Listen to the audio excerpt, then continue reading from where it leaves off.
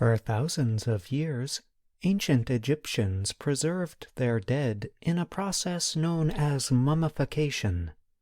Now researchers have used chemistry and an unusual collection of containers to figure out how they did it.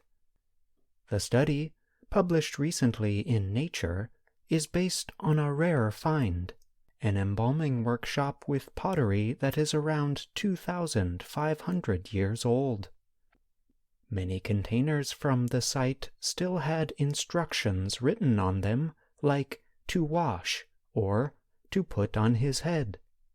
By matching the writing on the outside of the containers with the chemical traces inside, researchers discovered new details about how ancient Egyptians preserved bodies for thousands of years.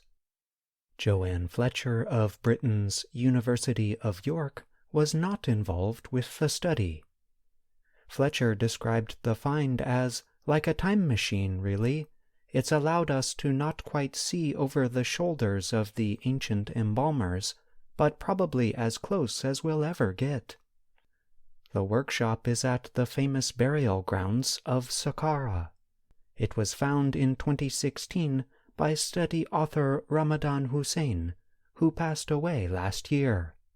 Parts of the workshop sit above the surface, but a narrow area goes down to an embalming room and burial area underground, where the containers were discovered. It was in rooms like these where the last part of the embalming process took place, said Salima Ikram of the American University in Cairo. Ikram was not involved with the study. After drying out the body with salts, which probably took place above ground, embalmers would then take the bodies below. Experts already had some clues about what substances were used in those final steps, mainly from testing individual mummies and looking at written texts. But a lot of information remained unclear, said senior author Philipp Stockhammer of the Ludwig Maximilian University in Germany. The new finds helped break the case. Take the word antu, which shows up in a lot of Egyptian texts but did not have a direct translation, Stockhammer said. In the new study, scientists found that several containers with the word antu contained a mixture of different substances, including animal fat, cedar oil, and juniper resin. These substances, along with others found in the containers, have important properties that would help preserve the mummies, said lead author Maxime Rageau of Germany's University of Tübingen. Plant oils could fight off bacteria and fungi, while also improving the smell.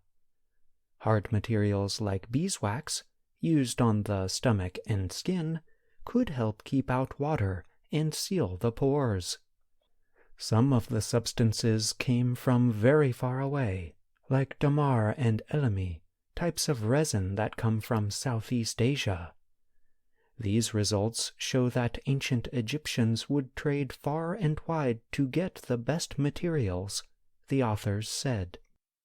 It's interesting to see the complexity, Stockhammer said. Having this global network on the one hand, having all this chemical knowledge on the other side. Ikram said an important next step for the research will be to test different parts of mummies to see if the same substances show up. And these embalming instructions were probably not always the same. They changed over time and differed between workshops.